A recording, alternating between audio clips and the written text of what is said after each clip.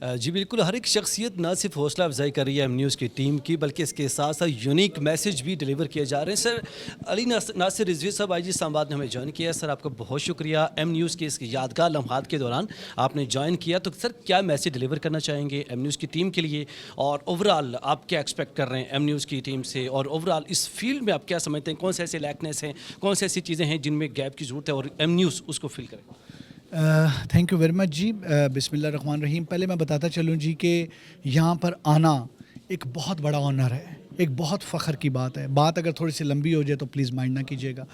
चीज़ ये है कि एम न्यूज़ के इस प्रोग्राम पे आना, इस लॉन्चिंग पे आना, मेरी नज़र में एम न्यूज़ से एक्सपेक्टेशंस इतनी ज़्यादा हैं एक्सपेक्टेशंस। मैं बहुत सारी लॉन्चिंग्स पे गया हूँ, बहुत सारे चैनल्स की, बहुत सारे अखबार जो है न्यूज़पेपर्स की, बाकी बहुत सारे, बट देयर इज़ समथिंग जो कि अब M News will have to live up to that expectation that people are expecting a lot from M news.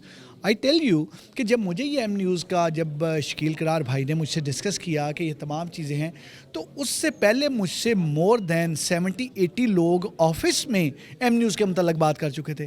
तो मैं ये कह रहा था ये कुछ सच का सैलाब आ रहा है, कोई सच का जो है, कोई सच का इनकलाब आ रहा है, ये सच की, ये क्या एग्जैक्टली क्या एम न्यूज़ है। फिर एम से मुख्तलिफ बनाने लग पड़े हम। बट पॉइंट इज़, चीज़ ये है कि जो ग्रेट एक्सपेक्टेशंस होती हैं ना, उसके साथ रिस्पॉन्सिबिलिटीज़ भी बहुत अटैच हो जाती हैं। कहते हैं ना कि जब भी आपके साथ जब कोई तवक्को आपसे करता है तो आपके ऊपर बहुत ज़्यादा एक ज़िम्मेदारी आ जाती है। तो एम न्यूज़ को अब उन तवक्कुआत और ज़िम्मेदारियों के दरमियान एक तवाज़न कैसे बरकरार रखना है, ये बड़ा ज़रूरी है।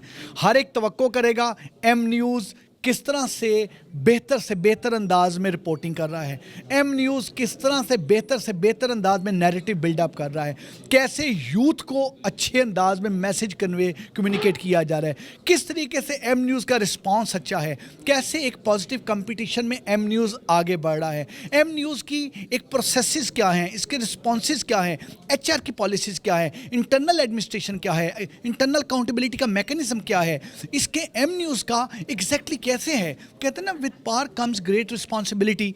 तो एम न्यूज़ जो है, इस मीडिया की जो एक पॉजिटिव ताकत है, जो ताकत रियलाइजेशन के साथ आती है, उस रियलाइजेशन की ताकत को जिम्मेदारियों के साथ निभाते हुए एम न्यूज़ कैसे आगे जाएगा, ये बहुत एक कड़ा इम्तिहान है।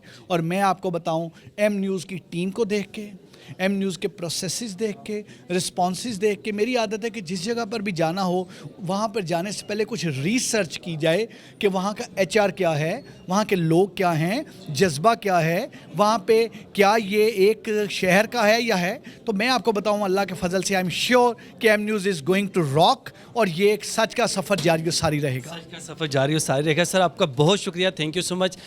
आई जी इस्लामाबाद अली नासिर रिजवी साहब हमारे साथ मौजूद थे, बड़ा अहम मैसेज डिलीवर किया गया।